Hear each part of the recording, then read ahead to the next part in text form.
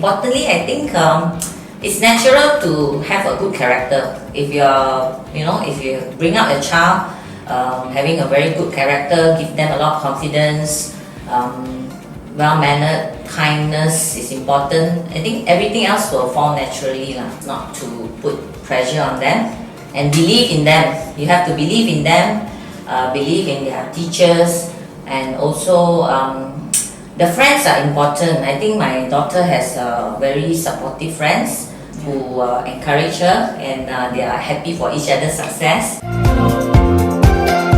So for me, I just say go with the flow, and ultimately hard work is important. So even though you go with the flow, remember not to slack. It's always important to keep yourself in check, that you're always working hard so that you can achieve the goals you wish to achieve.